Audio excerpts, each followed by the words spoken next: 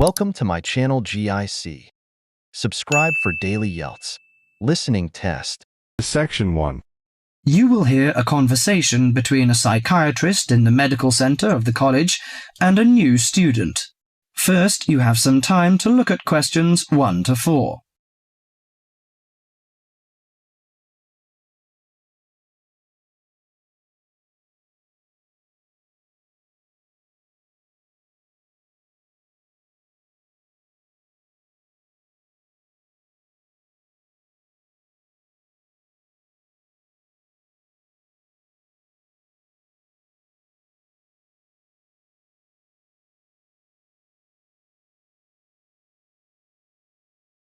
Now listen carefully to the conversation and answer questions 1 to 4. Hello, sit down, please. Thank you. Now, you are a new patient, aren't you? Yes, that's right. Okay, so I'd better get some basic details down first. Right, we'll start with your name. Martin Hansen. Do you spell that S-O-N or S-E-N? Hansen. Okay, and you're a first-year student? Yes, I am. Study in? Electronics, actually. I hope you enjoy it. Thanks. And your address? 2805 Hesperian Avenue, Hayward. 2805 and Hesperian. Yes, that's Hesperian. Hayward, Hayward. And your phone number? 734-246-55. 734-264-55. No, you got the 6 and the 4 the wrong way round. It's 246-55. Huh? Sorry, right. And, when were you born? The 15th of June, 1986. Here in New Zealand? No, I was born in Sydney. Before you hear the rest of the conversation, you have some time to look at questions 5 to 10.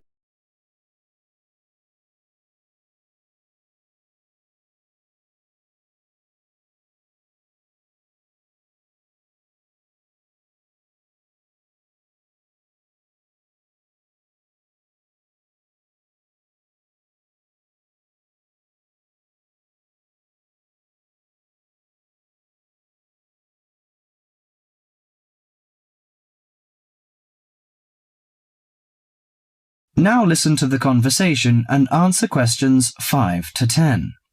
Good. So, what's your problem? Well, frankly, I wonder whether it is a problem. I get the blues, and it lasts for quite a while. I don't know how to... Yes, we all feel sad or get the blues now and again. Generally, our sadness lessens in time, and with the support of friends. However, if the depression leads to difficulty in thinking and greatly disrupts your daily routine, it can be evidence of a psychiatric problem. What do you feel exactly? I always feel sad and worthless. I find it hard to fall asleep and wake up early in the morning. How long has it lasted? Nearly half a month. Do you feel fatigue or loss of energy? Or you may have lost interest or pleasure in usual activities? Yes, sometimes. At first I thought I could overcome it by myself, but I failed, and I'm so glad that you came here. It seems that you are suffering mild depression from your symptoms. Depression? Yes, I feel depressed sometimes. But why would I... Depression may occur as a result of biochemical changes in the body. Alcohol, amphetamines, cocaine, and LSD can bring on depression. Those who have a family history of depression usually have a greater risk of depression. Sometimes the worrying changes in life can lead to depression. I see. I had a really bad breakup of a love relationship. It makes me feel hopeless. Do you think I need some treatment? Yes. Antidepressant medications are often used to treat depression, if it is serious. But I don't suggest them at first because of the side effects. I suggest psychotherapy, which can give you support and help you regain control. So do I need to come here every day? No, I will arrange counselling sessions for you, which will last 12 to 20 weeks. You come here once or twice each week, The psychotherapy is directed at helping you gain insight and understanding about events in your life, which may have contributed to your depression. With growing insight, you can often learn more effective ways of coping with your feelings and changing your behavior. What can I do to take care of myself? Well, at first you should do some physical exercises on a regular basis, at least 3 times a week. How is your food? Do you eat well? Yes, I think so. I eat at my homestay family. Good. Find a hobby or a positive recreational activity to participate in once or twice a week. I know it's difficult for you, though. When you feel it's hard to overcome the depression, come to the counselling session. Remember, ask for help if the load is too heavy to handle. Yes, I'll try. So, when will my counselling session begin? I'm going to arrange that for you. That is the end of part 1. You now have half a minute to check your answers. Turns to part 2. Part 2. You will hear an extract from a talk about employment interviews. First, you have some time to look at questions 11 to 14.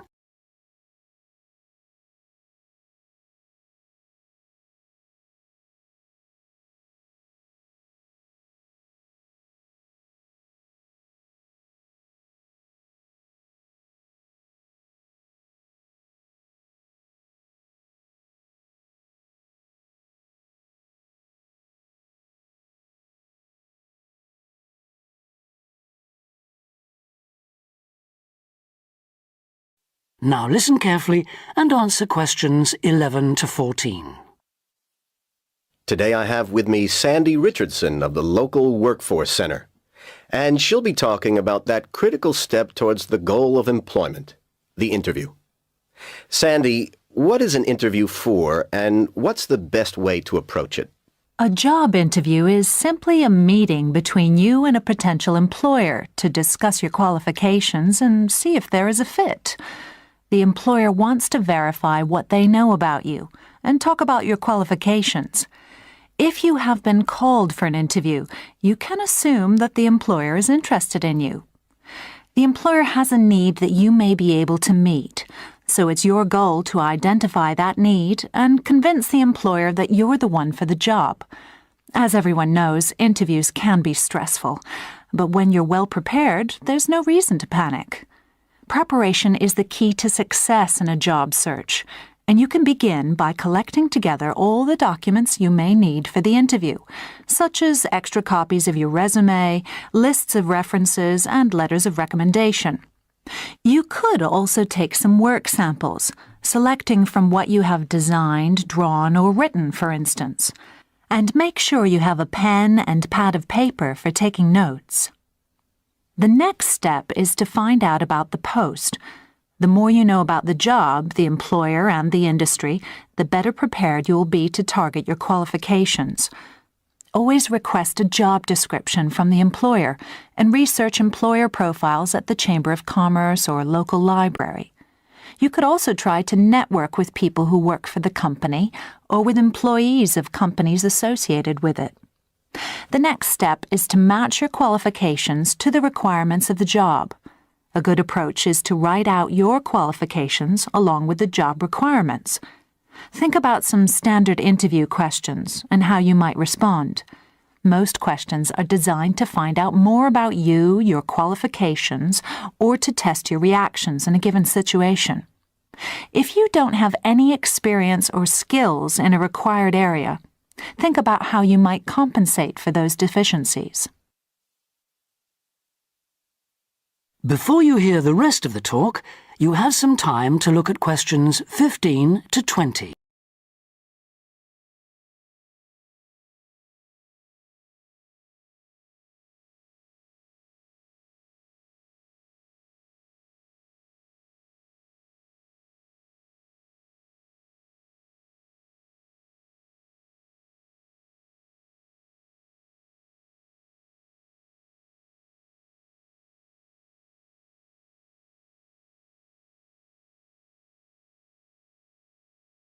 Now listen and answer questions 15 to 20. During an interview, it's important that you be yourself.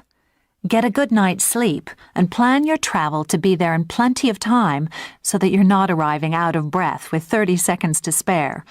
Don't, though, present yourself for the interview too early, 10 minutes at most.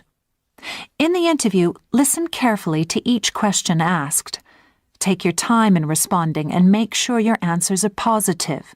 It's important to express a good attitude and show that you're willing to work, eager to learn, and are flexible. If you are unsure of a question, don't be afraid to ask for clarification. In fact, it's sometimes a good strategy to close a response with a question for the interviewer. In general, focus on your qualifications and look for opportunities to personalize the interview. Briefly answer questions with examples of how you responded in comparable situations, from either your life or previous job experiences. Something you should avoid are yes or no responses to questions, but don't dwell too long on non-job-related topics. Use caution if you are questioned about your salary requirements. The best strategy is to avoid the question until you have been offered a job. Questions about salary asked before there is a job offer are usually screening questions that may eliminate you from consideration, so be warned. On the other hand, it isn't inappropriate to show your enthusiasm if your first impressions of the interview and of the employer are good ones. So, if the job sounds like what you are looking for, say so. Keep in mind that the interview is not over when you are asked if you have any questions. Come prepared to ask a couple of specific questions that again show your knowledge and interest in the job. Close the interview in the same friendly, positive manner in which you started. When the interview is over, leave promptly. Don't overstay your time. Think about the interview and learn from the experience. Evaluate the success and failures. The more you learn from the interview, the easier the next one will become. You'll become much more confident. To close, here are a few more tips. First, maintain good eye contact throughout the interview and be aware of nonverbal body language. Second, dress a step above what you would wear on the job. Go to the hairdressers, have a shave, etc. Remember that your appearance is a key indicator of whether you have the right attitude, so it can pay to give some thought to how you look. And finally, don't be a clock watcher. That is the end of part 2. You now have half a minute to check your answer. Part 3. Part 3. You will now hear a radio talk on agricultural regulations. First, you have some time to look at questions 21 to 25.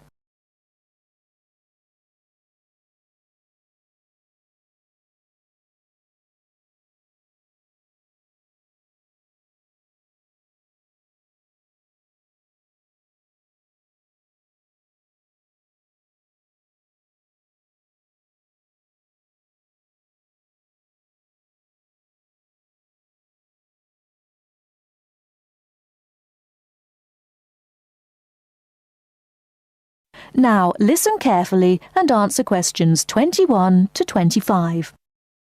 Could there be clearer proof of the arrogance and indifference of those who are supposed to keep our food safe than the muzzling of John Verrill?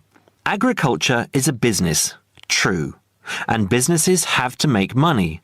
But this shows how ministers and officials put the profits of the agriculture business before the well-being of the British people. Mr. Verrill, a pharmaceutical chemist, was appointed to represent consumers on one of the many committees that advise the government on food safety. When he tried to do his job, though, and wanted to warn ministers of a danger to children's health, he was refused permission to do so. The danger comes from hormones given to cattle in the USA and some other countries to make them grow faster. They speed up the animal's development to maturity, thus making meat production more profitable. There have, however, long been fears that the hormones have horrendous effects on the people who eat them, causing diseases as serious as cancer. Once these hormones were used on British cattle too, but over 20 years ago they were banned in Europe for being too dangerous. Indeed, so concerned is the European Union that it banned imports of hormone-fed beef years ago, much to the fury of the US government, which wants to sell it all over the world. Several years ago, the USA and Canada asked the World Trade Organization to declare the ban illegal and to punish Europe for failing to lift it. The WTO, with its long record of refusing to let environmental or safety concerns interfere with trade, agreed, imposing fines of more than $120 million a year on the EU for its refusal to back down. The British government now backs the Americans, claiming that there is no proof that hormone-fed beef does any harm. This is where Mr. Verrill comes in. He is very angry with the government, especially as their claim comes out just after a Danish study shows that growth hormones are 200 times more dangerous than was previously thought. Worried by these findings, Mr. Verrill spoke to government representatives, who did nothing. Before you hear the rest of the talk, you have some time to look at questions 26 to 30.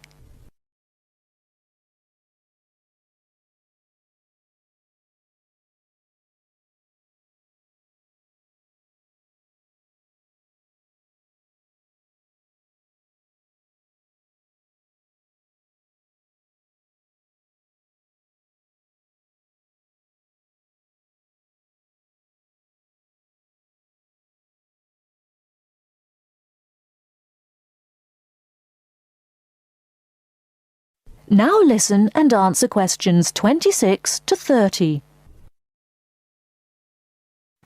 Not only that, but they have not been testing beef which is imported, which, by law, they are required to do. This directly affects the British public, as about 40% of the beef British people eat comes from abroad, supposedly from countries like Brazil, which does not allow the use of growth hormones. Brazilian beef is stocked by some British supermarkets and widely used in catering. Yet, when a Brazilian farm was recently visited by EU inspectors, a large stockpile of this banned substance was found. This is not the first food scandal we have had in our country. Take the present concern over a well-known chocolate company.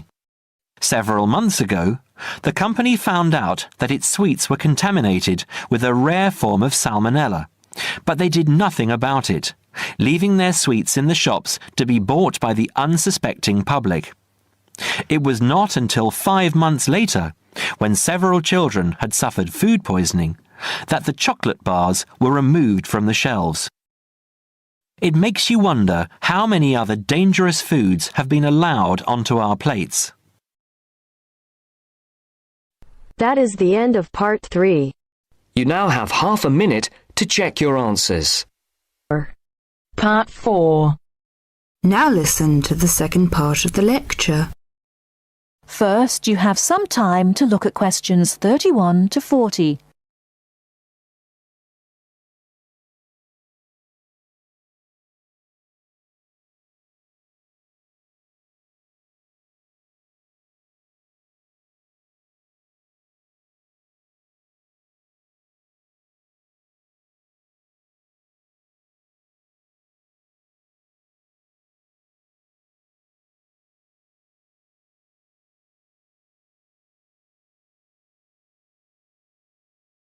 Now listen carefully and answer questions 31 to 40. Many typically American characteristics, individualism, self-reliance, informality, punctuality, and directness, are a result of those values mentioned earlier. Other national traits could also be identified, however. 1. Americans cooperate. Although often competitive, Americans also have a good sense of teamwork and cooperate with others to achieve a goal. 2. Americans are friendly, but in their own way. In general, friendships among Americans tend to be shorter and more casual than friendships among people from other cultures. This has something to do with American mobility and the fact that Americans do not like to be dependent on other people. Americans also tend to compartmentalize friendships, having friends at work, family friends, friends on the softball team, etc. 3. Americans ask a lot of questions, some of which may to you seem pointless, uninformed, or elementary. Someone you have just met may ask you very personal questions. No impertinence is intended. The questions usually grow out of a genuine interest. 4. Americans tend to be internationally naive. Many Americans are not very knowledgeable about international geography or world affairs. They may ask uninformed questions about current events and may display ignorance of world geography. Because the US is not surrounded by many other nations, some Americans tend to ignore the world. 5. Silence makes Americans nervous. Americans are not comfortable with silence. They would rather talk about the weather than deal with silence in a conversation. 6. Americans are open and usually eager to explain. If you do not understand certain behavior or want to know what makes Americans tick, do not hesitate to ask questions. Just as values and traits differ somewhat from one culture to another, so do the personal habits associated with good manners and courtesy. While very often there does not seem to be any particular reason why a particular way of doing something is considered good manners, observing these cultural rules will make Americans more comfortable with you, and therefore you with them. It is, of course, impossible to cover all the possibilities here. If you are unsure in a situation, just ask. Americans like to be helpful. 1. Queuing up or lining up is essential. Courtesy requires that you do not push from behind, stand next to the person being helped, or cut into a line. If you should accidentally bump someone, you should say, "Excuse me." 2. Americans blow their noses into a tissue. Spitting, clearing phlegm, or sniffing as from a cold are considered rude. 3. It is considered poor manners to slurp, chew noisily, or open your mouth while chewing. 4. Questions are seen as a good way of getting acquainted, but questions about a person's age, financial affairs, cost of clothing or personal belongings, religious affiliations and sex life are considered too personal for questioning, except between very close friends. 5. Men generally do not hold hands or link arms in public with other men. This is somewhat more acceptable between women and quite common between men and women. Now, a few words about personal safety. Unfortunately, in the US, one must be aware of crimes. It is wise to be especially careful until you are familiar with the community in which you live. Remember that good judgment and common sense can significantly reduce chances of having an unpleasant and perhaps harmful experience. Basic safety rules include the following. 1. Do not walk alone at night. 2. When you leave your room, apartment, or automobile, make sure that all doors are locked and all windows are secured. 3. Do not carry too much cash or wear jewellery of great value. 4. Never accept a ride from a stranger. Do not hitchhike and do not pick up hitchhikers. 5. Be careful of purses and wallets, especially in crowded metropolitan areas, where there may be purse snatchers and pickpockets. 6. If a robber threatens you, at home or on the street, try not to resist unless you feel that your life is in danger and you must fight or run away. Give up your valuables as calmly as you can, and observe as much as possible about the robber to tell the police when you report the crime. A final note. Keep an open mind. Don't judge what you see as right or wrong, but make it a challenge to try to understand the variety of American behaviours which you may observe. You certainly do not have to participate in something you disagree with. but you can try to understand it. This will help you build an attitude of intelligent and liberated respect for cultures, both your own and others. That is the end of part 4. You now have half a minute to check your answers.